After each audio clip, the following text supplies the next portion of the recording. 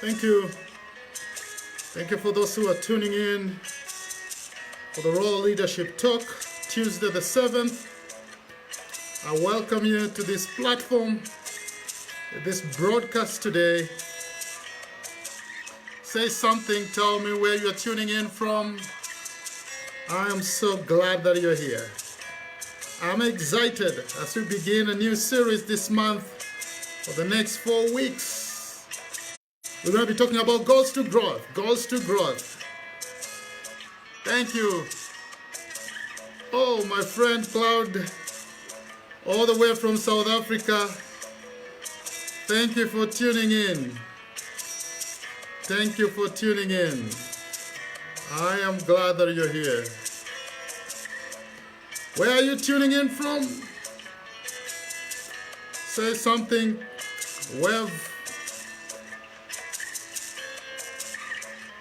In a few minutes, we will begin the topic of the day. We'll begin the topic of the day.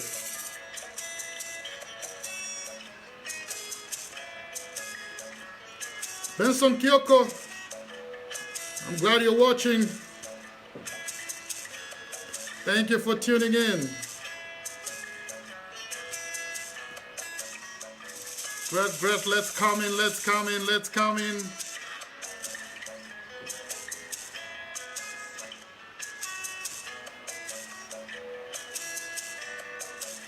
Goals to growth, and we look at entrepreneurship today from an African perspective. It's going to be interesting. You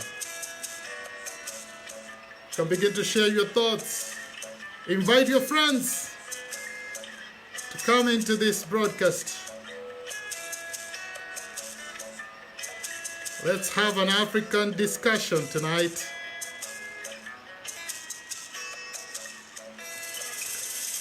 It's important to know that I own the right to that music that is playing the instrumental. It's the instrumental of my song, Let's Go Back Home. Let's go back home. Let's go back home. If you're tuning in, telling me where you're tuning in from, say something. I'm glad you're here for the Raw Leadership Talk tonight.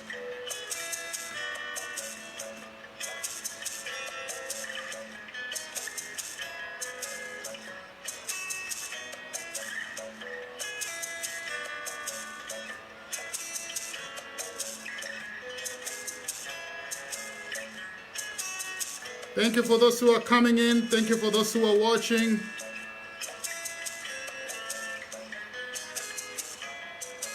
Goals to Growth, the new series for the whole of this month as we tackle different subtopics. Tell me your expectations. What are you expecting to learn tonight? Thank you. Thank you very much. This week I begin a new series entitled Goals to Growth. Now, today we're going to talk about a subtopic in the name of entrepreneurship. Entrepreneurship.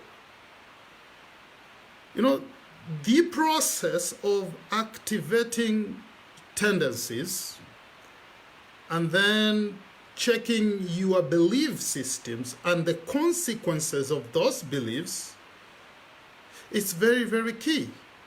But you don't stop there. You go ahead to debate and dispute those belief systems, the negative belief systems that have affected you in one way or another. If you've been following my broadcast, I've talked a lot about mentality change and belief systems and the effect of negative belief systems, the dangers of the 3 C's.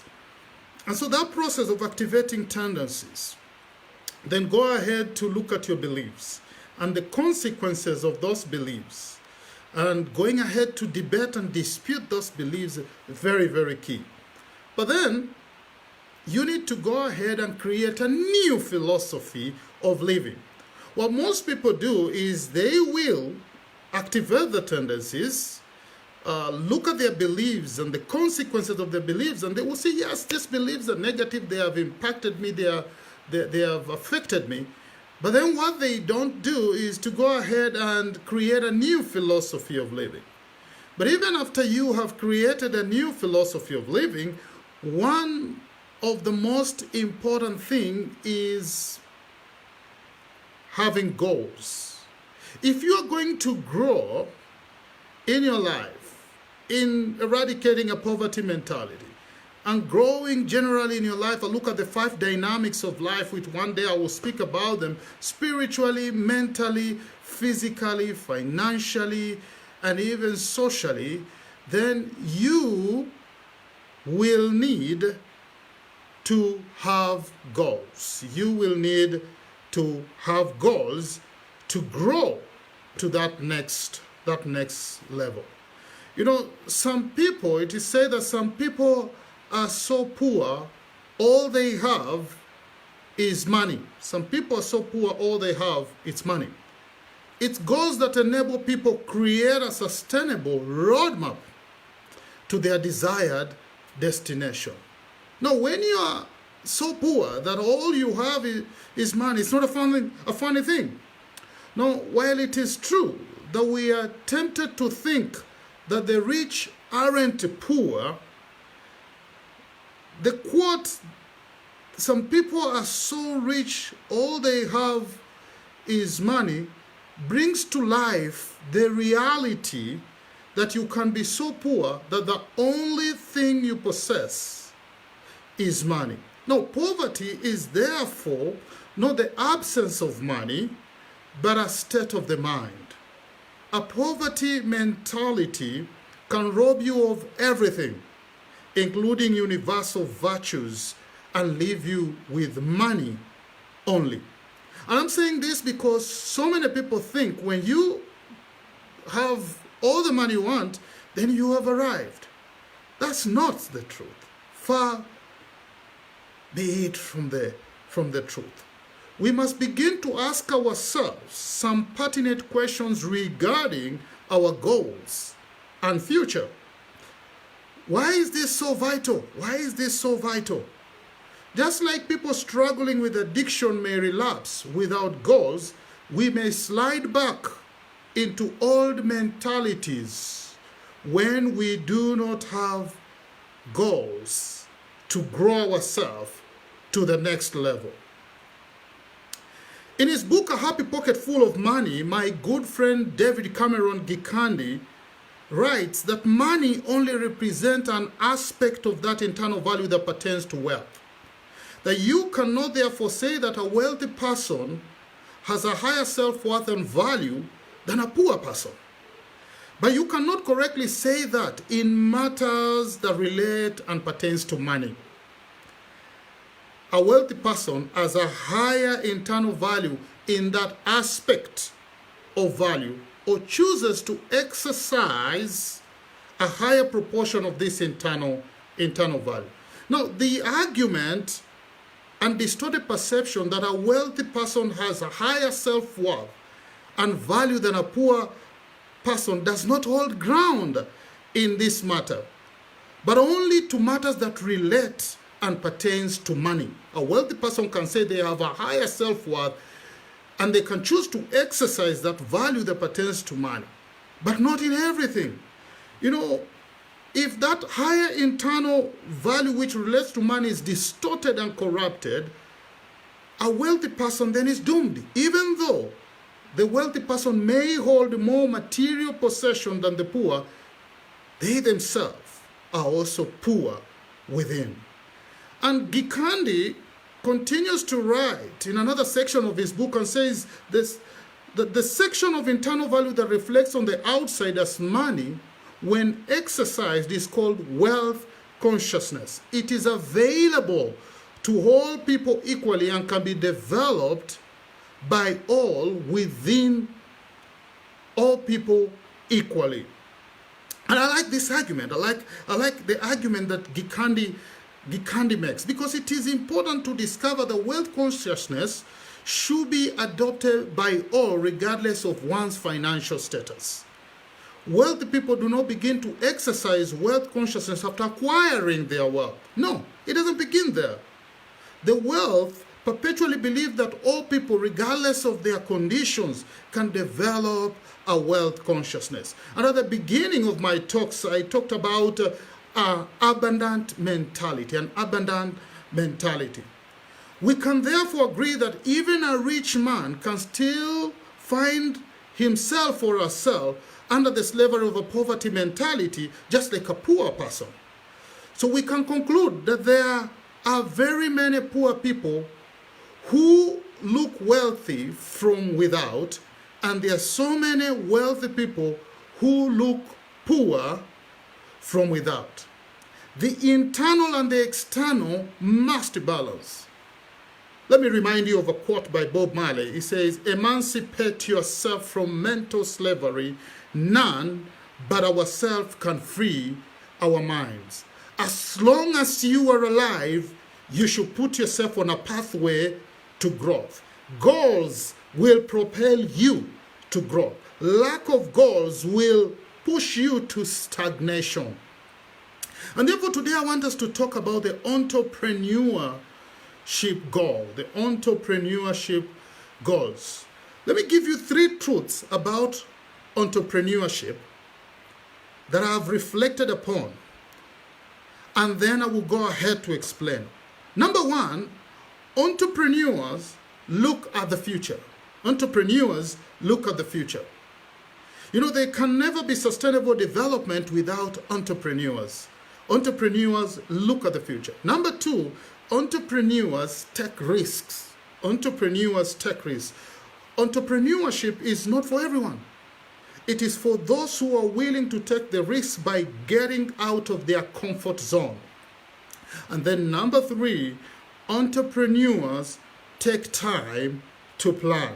Entrepreneurs take time to plan.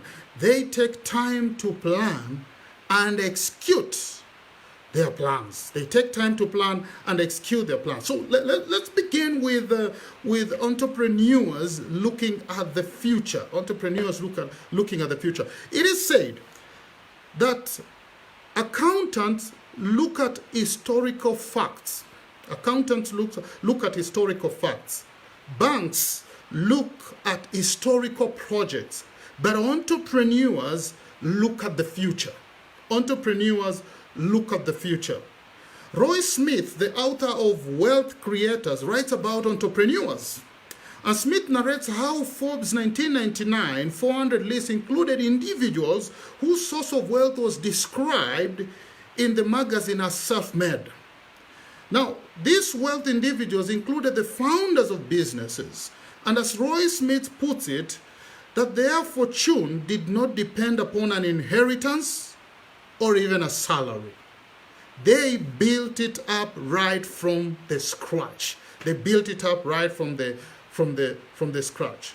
Contemporary billionaires, as Roy Smith puts it, include those whose money came from computer software, laboratories, medical devices, real estate, stock market, construction, investment, oil and gas, computer assembly, healthcare, media, insurance, cable television, public storage, garbage, recycling, sunglasses.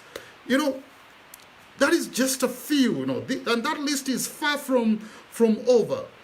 The other opportunities are vast and diverse, and you can think about them from farming, you know, potatoes to tomatoes.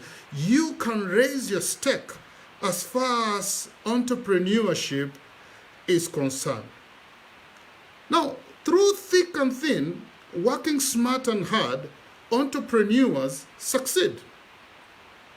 Real entrepreneurs refuse to give up. Real entrepreneurs, they refuse to give up. They never look at the many times they fail.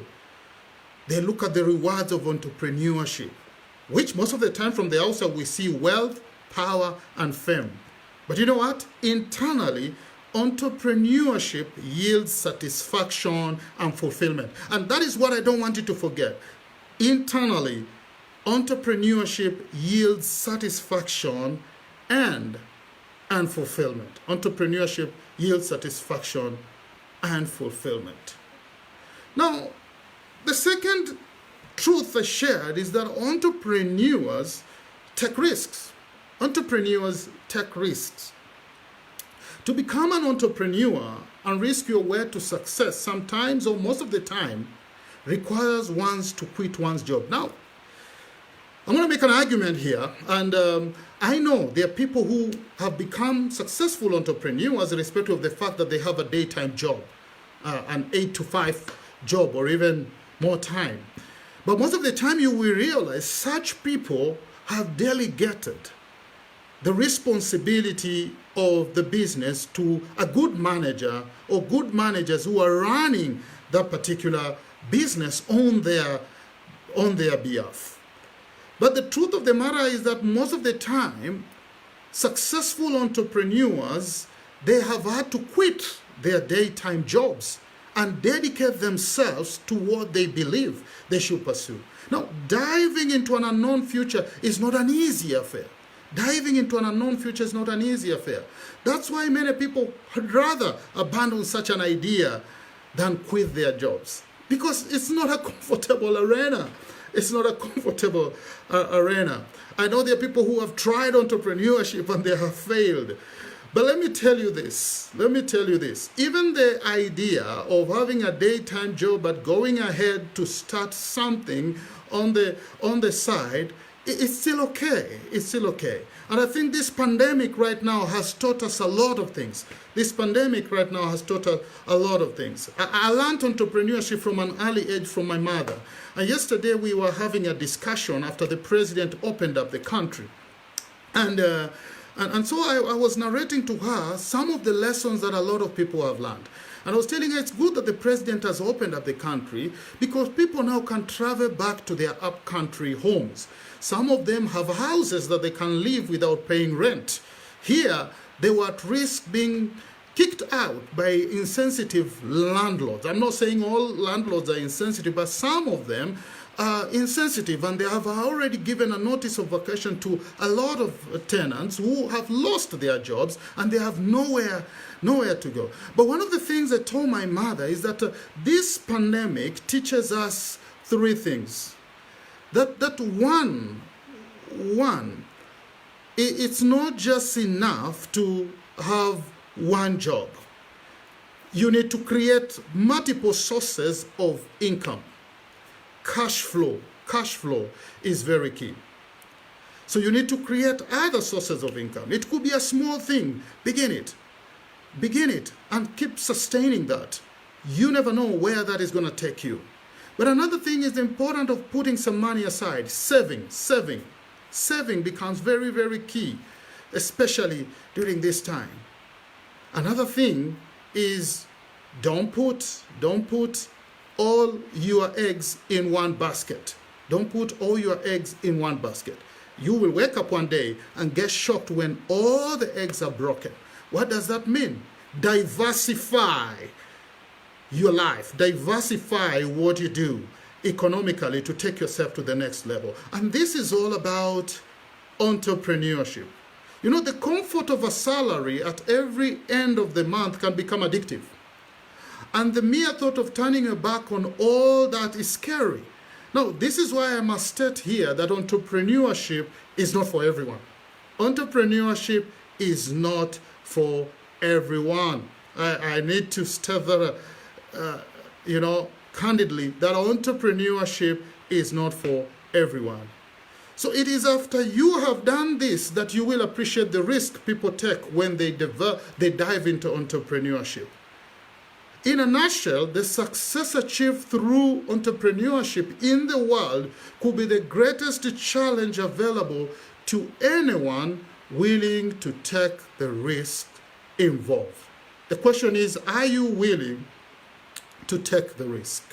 Are you willing to take the risk into entrepreneurship? And you can start something on the side as you monitor it.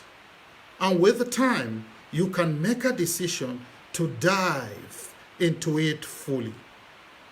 Entrepreneurs take risks. Entrepreneurs take risks. Dambisa Moyo, the Zambian economist, in her book Dead Aid, said that $1 trillion has been transferred to African countries from rich countries. Has it helped? No. In fact, most African countries are poorer today than they were 50 years ago, courtesy of corruption and mismanagement. Now, it is important to know why this circle for years. Why this circle? And I agree with Dambisa Moyo in arguing that Africa does not need aid. Does not need aid. What we need is to learn the art of living within our means. Living within our means. Listen to me carefully. Then work with what we have. Stop stealing from ourselves. Arrest the thieves, who have embezzled public funds to enrich themselves and their families. Teach our children sustainable development. And listen to me, we can never have sustainable development without entrepreneurship. And then learn to produce more than we consume in every sector, especially food production. And then develop servant leadership and grow our self-esteem.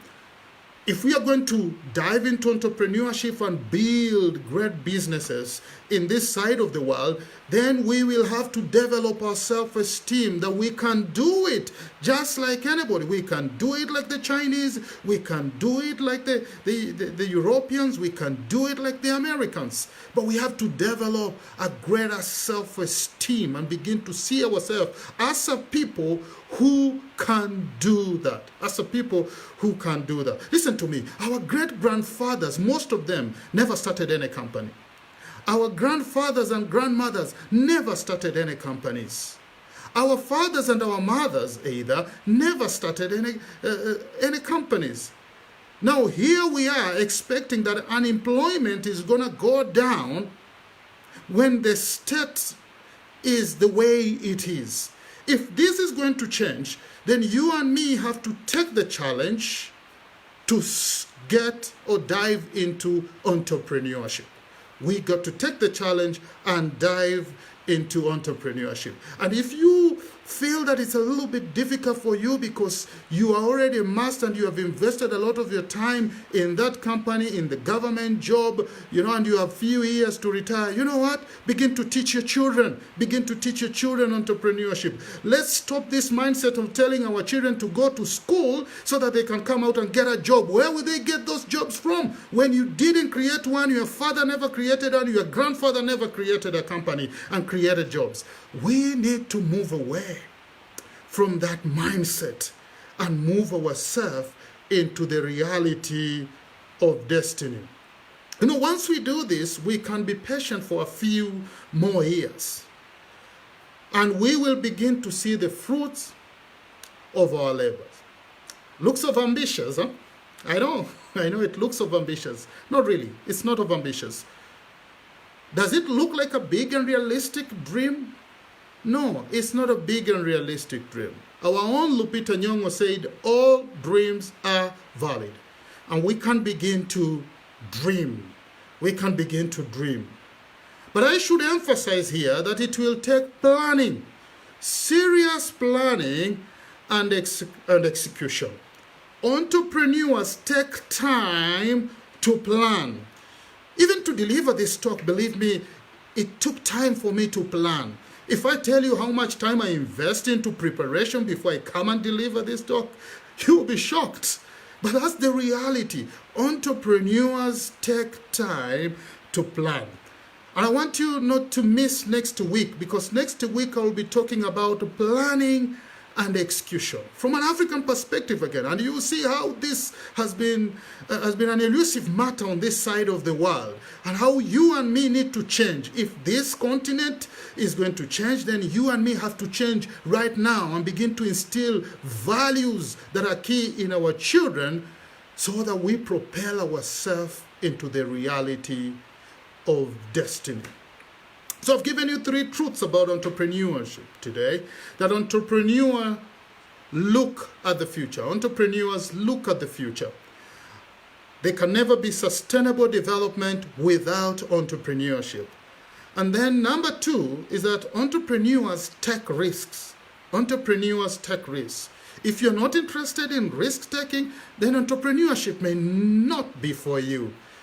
Entrepreneurship may not be for you.